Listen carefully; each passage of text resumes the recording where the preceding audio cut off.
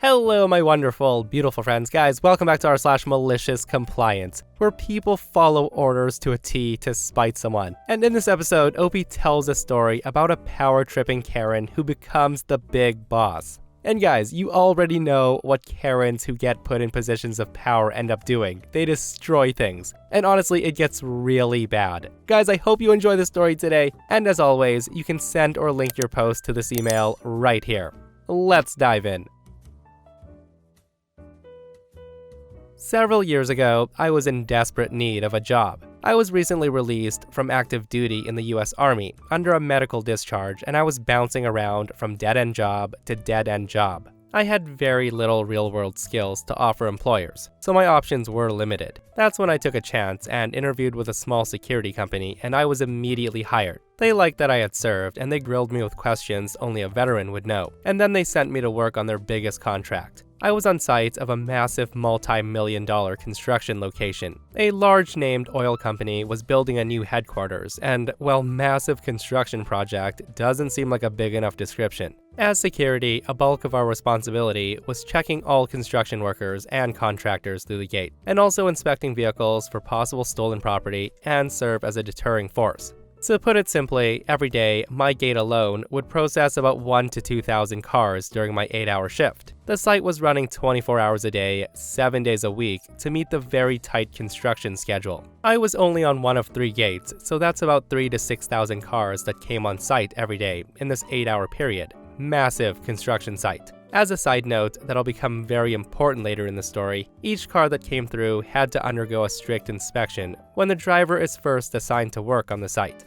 And then the vehicle gets a sticker and is allowed to drive on the construction site. We would ensure the car has the sticker and then just process everyone's badge through a verification machine. If all badges passed and the car had a sticker, then we would let the contractors on site so they can get to work. Working there was great. All the security were ex-military, so beyond a little teasing about who they served with, everyone bonded really well. We didn't have sick days or vacation days, so when people would call off for personal reasons or illness, everyone just happily chipped in to make up the lost hours.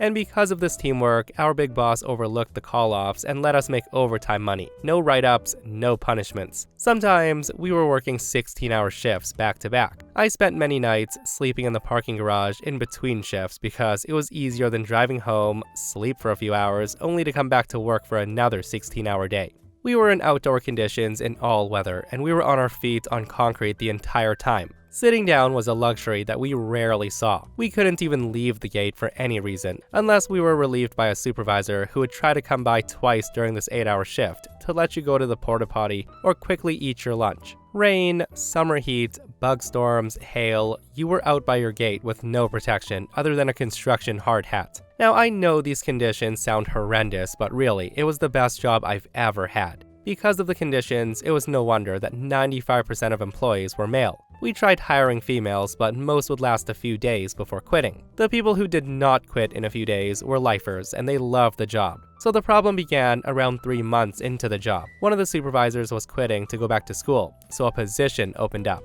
Everyone was given an opportunity to apply for the supervisor position. I was encouraged by the night shift supervisor, who was the one quitting, to go for the promotion because he thought I would be a good replacement for him, even though I was the newest officer on site and I had the least amount of experience. So I threw my hat in just for laughs. 2 other people applied. One was a guy who had obvious seniority, and the other was a girl who had been there for about a year. We were given face-to-face interviews with the boss, who we'll call Jim. My interview went well, and Jim liked that I was ambitious. Jim was also the guy who accepted me onto the site in the first place. The next phase of testing was a practice run as a temporary supervisor. We were each given a day to be supervisor in charge. Jim was there along with a junior supervisor named Ray. My test day went well. I finished all the tasks assigned to me, and I even managed to handle a minor emergency on my own. The 2 other applicants apparently didn't do too well. The senior guy kept forgetting his list of duties he was given to accomplish, and he kept going back to the office to ask Jim. The girl did okay, but every time she would check up on the guards, she would flaunt around her temporary rank. and she would make employees call her ma'am and brag how she was definitely going to be getting the promotion.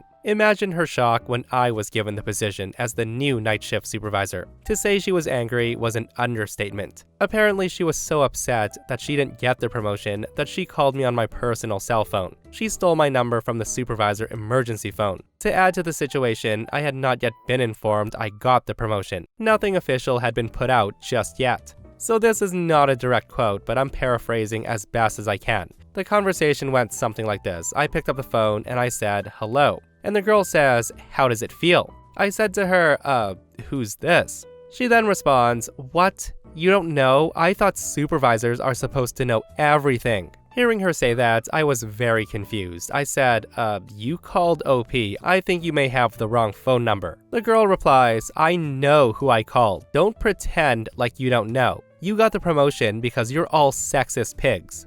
That promotion was supposed to be mine, but I guess since I'm not in the bro club, they just gave it to you. And I'm telling you, if you don't resign the position to me, I'm gonna tell HR all about this sexism and you'll all be fired. Of course, I respond, "What's sexism? I got the position by passing the test. And isn't it sexist to assume that you should get the promotion only because you happen to be born a female?" She responds, "But only men get promoted to leadership positions. We all know that. Give me the job or I'm going to escalate this." I tell her 95% of the site is male. Odds are that males are going to get promoted. Sorry you didn't make the cut, but none of this is my problem. I then hang up the phone and called both Jim and Ray to inform them about the call. I was assured that I was promoted, and they didn't know how she found out. They told me they were going to file harassment on my behalf to HR for her stealing my phone number from the work phone and contacting me with threats. And that's where the story should end. But no, fellow readers, it's only just begun. And now would be a good time to get some popcorn and a drink. So 2 to 3 months roll by and I'm getting into the role of supervisor. The girl has since been removed from the site and employees are really happy that I'm the new supervisor and the girl's gone. Things are continuing as normal and I begin bonding with my staff. I especially bond with a guard that no one liked. His name for the story is Victor. Victor is a Marine veteran. He was in the initial invasion of Iraq and he developed severe PTSD. It makes him very confrontational, argumentative, and a super big a-hole to anyone who talks to him. I liked the guy from the get-go and we quickly became close friends. Every night, I would hang out with him between my duties and we would talk. I eventually convinced him to seek help from the Veterans Association and go to PTSD counseling. He was also going to school to get his master's and he would need to vent sometimes. I was the vent. He would blow up on me, yell and scream, and when he was done, we would hug it out. I was therapy for him and I didn't mind. All seemed to be going well until one day I came to visit with Victor. What I didn't know is that Victor was pulling a 16-hour shift and he actually worked the afternoon and the night shift. So when I showed up to work, he was already there for a majority of the day. He asked me if I spoke with Jim recently. I hadn't. Apparently Jim didn't show up to work today. A few days go by and Jim just mysteriously disappeared. After 3 to 4 days, Ray called an emergency meeting with the supervisors. In attendance was myself, Ray, and another supervisor from the second shift, who's not important. The meeting was to try to figure out what happened to Jim. So we pooled our knowledge together and we decided the best course of action was to contact the main headquarters branch to see if they knew something. He wasn't answering the phone when we called him, so we feared he was in the hospital and no one bothered to tell us. When we called, we were given the runaround, but eventually an HR rep who was friends with Ray spilled the beans. Jim had quit the job. The girl from earlier apparently made good on her threats. After she was kicked off the site, she got a hold of a lawyer and she began the process of suing the company. Not only for sexism and favoritism, but also harassment. As it turned out, Jim was a lonely man. So the girl and Jim began flirting and eventually sending explicit texts, and the idiot used the company's supervisor's cell phone to do it. She not only had copies of the messages, but when the company dug into the phone records, they had all the evidence needed to see that she wasn't lying. There were pictures, lots of pictures. The girl was brilliant, evil but brilliant. She knew that the old supervisor was going back to school, so she began flirting with Jim. She pursued him. Each conversation in person, she would be flirtatious, rubbing him, and even sleeping with him. On the phone, however, she played coy, and she made him take charge. In the end, the evidence looked like he pressured her to sleep with him, and promised her a promotion in exchange for it. At the time, it was roleplay, but now it appears that this was all part of her insurance plan to get promoted for real. That was more than enough for the company to do something. When Jim caught wind of what was happening, he just took off. That left us without a boss, and worse, in order to avoid a lawsuit, the company rehired the girl to her old position, then replanted her on our site, paid her enough money to cover her missed salary plus a bonus and a raise, and promised to get more females on site, and on supervisor positions. This was enough to satisfy the girl, so she dropped the lawsuit. As the only form of authority on site, we 3 supervisors took it upon ourselves to run the site as best as we could until a new boss was assigned to help us, or one of us was promoted to the new position. Almost 2 months went by and the girl was a huge nuisance. She was constantly calling off her shift at the last minute, and since everyone didn't like her, no one was willing to cover her shift. We attempted to write her up for this situation, but she quickly threw it back in our face, and she threatened to call her lawyer for harassment. She would say, none of the male employees get written up when they call off. Obviously, this is sexism and boys club all over again. She really thought she was untouchable. She pushed her luck too far one day, however, and she severely disrespected one of the oil company reps during his visit. He had her permanently removed from the site. When security company tried to take her side for the fear of another lawsuit, he said either the girl's gone or he'll get another security company to take over the contract. So the company gave in and they moved her to another site. But even though girl was now out of our lives forever, the absolute nightmare she started was still forming overhead. The company finally found a suitable replacement for Jim that was also female, to satiate the term set forth by the girl's lawyer. Our new boss was named Tasha, and Tasha was a handful from the get-go. She acted like she was too important and busy to deal with the rest of us. Already, she was off to a bad start. She was also non-military, and she didn't respect the fact that every guard and supervisor was a military vet. Most of us served in war zones, lived in the dirt, and we were very self-sufficient. But she saw everyone as a brainless meathead who needed constant supervision. And it probably would have been much different if she was improving things or making things more efficient, but she was barely able to perform the simplest tasks. She also made constant poor decisions, and she kind of ticked everyone off when she was around. We 3 supervisors tried to train her and bring her up to speed with the site, but she would not hear any of our advice.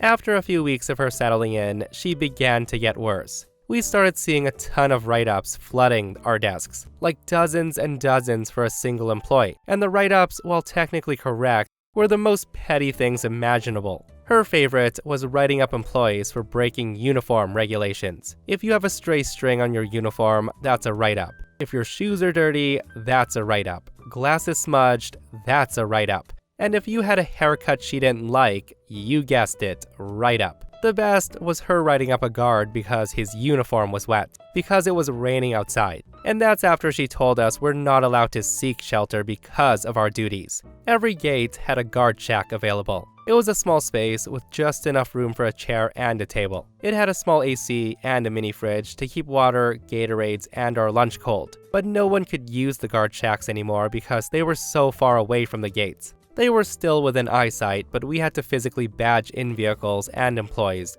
and the verification machine was set up right next to the gate. When you swipe a badge, a green or red light flashes, and it makes a little beep sound to say whether or not someone's allowed on property. But if you're in the guard shack, you can't physically hear the beep, nor can you see the lights because the lights face the vehicle. So you have to stand there, swipe the badge, and physically look at the lights to know whether or not to let anyone in.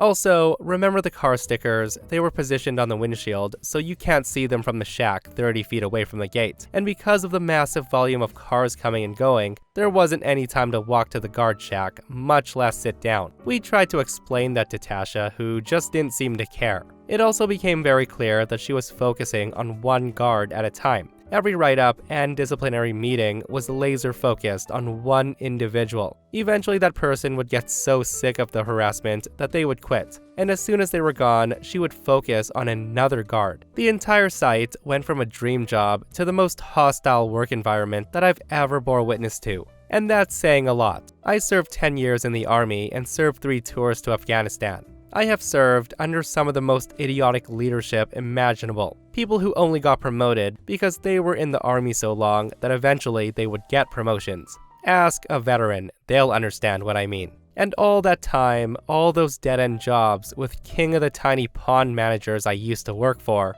were nothing in comparison to Tasha. After 2 months under her reign, 12 employees quit, including Ray. And yes, apparently supervisors were also under fire. And at this point, I feel I'm obligated to mention that Ray's the best damn leader that I've ever had the luxury of working with. Even when I was promoted above him, instead of being petty, he encouraged me to do better. He trained me, and he became a role model to myself and many others on site, including Victor. Remember him from earlier, the PTSD guy that no one liked? Apparently he had two friends in this world. It was me and Ray. And now Ray was bullied out of his job. And here's a pro tip: never F with a Marine, especially one who has nothing left to lose. So to put in context how bad this really is, no one quit the company before Tasha took over. Some people did leave to have better opportunities, or they were new hires who couldn't hack it. But overall, people had worked on that site since construction began 5 years prior. And some people had been with the company going on 10 years. These were the people she was going after and who she forced to quit. Now you would think, with as many people quitting, that we should have a worker shortage, but then you would be mistaken. As soon as someone quit, the next day, the position was filled again. But second shift supervisor and myself quickly learned that these people were not ex-military. These people were moody, had very bad attitudes, and were lazy. They would often hide in the guard shacks, and they would not verify whether or not cars could enter the site. They were horrible employees. So we called Ray to see if he could contact his HR buddy to find out where these people were coming from. And here's where the story gets even worse. So remember when old boss Jim took off? Well, someone had to take the fall for the sexism lawsuit that was forming, so the company terminated another employee. That employee was responsible for staffing the oil company contract. He was also responsible for hiring veterans and verifying them. Remember the questions I was asked at the beginning of the story that only a veteran would know the answers to? It was that guy. He was gone. So unfortunately, no more veterans were selected from the hiring pool and sent our way. He was terminated because he originally hired Jim. As it turned out, Tasha was actually in charge of an office building contract in another part of the city. She had lost the contract to that building, and herself and all of her guards were now in limbo, and they were out of a job. Some of the guards were issued new contracts, but pay and security is usually pretty lousy. Normally about minimum wage, but our job paid very well. I discovered later that Tasha actually lost the building contract because she and her guards were so useless that the building hired other people to do their jobs. The person in charge of contracts was sleeping with Tasha. They covered up the contract loss so she could still have a job. Oh, and since the military guy got fired during the lawsuit, Tasha's bed buddy took over his responsibilities. Hence, Tasha got another site contract, a pay raise, and she was selected only because she was female and sleeping with the contract guy. How's that for ironic sexism? And it gets better. The write-ups and harassments on our site were a ruse to get the veterans to quit their jobs, forcing the company to fill the spot with whoever was available, due to a loophole clause in the oil company contract. It basically allowed the security company to staff open positions with non-military employees. And guess who the new lazy employees were? They were the old guards that served under Tasha, who were so bad at their job that they lost their own contract. But why them? Because they were requested by name by the largest contract supervisor, Tasha. One by one, I watched my fellow veterans and employees fall under attack and quit, only to be replaced by useless people. I really could go on, because there's a ton that happened during that time period, but it's well past the time for some malicious compliance. I was the next to be targeted, and I was the next to quit. The malicious compliance, unfortunately, was not caused by myself initially, but by Victor, who now has watched his second and only friend quit from the job site. Victor's my hero. After I left, I start working for another security company. Ironically, the guy who hired me was Jim, and my direct supervisor was Ray. We three were back together again, and we worked for another oil gas company. The pay was awesome, and info was shared about Jim getting set up for the fall and whatnot. We tried to get Victor to quit his job and join us at the new company, but the old Marine was on one last mission. Remember those car stickers? Well, as it turned out, Victor had a superpower. For whatever reason, he was able to spot fake stickers from across the gate. Fake stickers were a problem. The construction site had very limited parking, and safety regulations were put in place that only licensed drivers could come on site. The cars also had to pass crazy tests in order to meet the safety regulation compliance. The problem is that construction companies and subcontractors often hire illegal workers, or people with criminal history, or people who just have crappy cars that probably aren't registered or even inspected by the state. Now, no one really cared, but without licensing, they could not drive on site. So someone began forging car stickers and selling them to all the people who would legally not be able to get them. At first, they were crude, obviously crayon on tape. If you glanced at it, it was passable, but at any close inspection, it would reveal the sticker was fake. If a fake sticker was found, regulations stated that the car must be pulled over and a security supervisor would need to be contacted. The security supervisor would then have to get a hold of the site foreman, a supervisor from the fake sticker driver, and a police officer, who would then remove the sticker and then permanently remove the employee from the site forever. Now, because all the replacement guards were really bad at their jobs, the fake sticker business was in full swing. They were getting better, laser printed on vinyl and nearly indistinguishable from the real stickers. But Victor was now on a mission. He took a position at the main entry gates and he began pulling over as many cars as he could with the fake stickers. He pulled over so many that a security supervisor, in this case, Tasha, was assigned to be nearby at all times. The site had to hire an additional police officer, and the site foreman had a permanent representative at the gate. Every day, Victor was pulling over car after car. He then started training some of the least useless guards on how to do it and what to look for. It became a huge nuisance to Tasha, but technically, she couldn't do anything about it because he was following the site rules to the letter. So after a month of aggressive crackdown on the fake sticker problem, the oil company reps held a special meeting with Tasha and Victor to plead with them to please stop. He had single-handedly removed so many construction workers and contractors that many companies were pulling their long-term contracts with the oil company. Construction came to a sudden halt, and the oil company was losing tons of money to either keep on contractors or to find new ones, willing to pick up the job where others left off. Best of all is the construction should have been way ahead of schedule, so the oil company sold their old headquarters to someone else in the expectation to move into the newly constructed headquarters. However, incompetent security replacements were not checking vehicles exiting the property, and thousands upon thousands worth of tools and construction supplies were stolen, causing massive setbacks. Then, the sticker fiasco caused any progress that was still going on to come to a sudden halt. The oil company now had to pay greatly inflated rent at their old headquarters because the building was sold, but they had nowhere to send the employees. The new owners let them stay, and they jacked up the rent so high that it was causing the oil company to lose massive revenue, and stocks were beginning to drop. During the meeting, Victor only asked one question. He asked, "So are you changing the regulation to state that illegal drivers are now allowed on site?"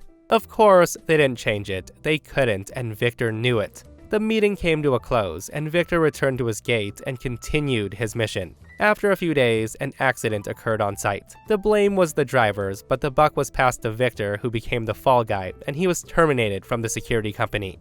Everyone knew it was BS and that he was obviously the scapegoat, but Victor did not care. He waged his war, and in my eyes, he won. So that's the end of the malicious compliance. And if you made it this far, then good on you. I hope you enjoyed this slice of my life, and I leave you with a wish. I hope the best of your past is the worst of your future. And if you're still here, then you'll be pleased to know that there is justice in the world. Victor left security permanently. He finished school with honors and he got his master's degree. He also took my advice and he sought help for his PTSD. He ended up getting 90% disability from the VA and he gets a fat check every month. He technically doesn't have to work anymore, but he took a job as a maintenance supervisor at a local city college. He's doing much better mentally, and he's looking forward to buying his second home. We still talk regularly, and he's considered a close friend of mine. I worked with Jim and Ray for years at the other security company. Jim left that company for better pay at a different security company, and has only spoken to me once since his departure. From what I hear, he's married and he's doing really well. Ray took over as a contract manager for a different security company, much closer to his residence. We still talk semi-regularly, and we go drinking at least once a year with Victor. I'm now an HVAC technician, and me and the wife are doing well. And what of Tasha? Well, she was fired for the hell she caused.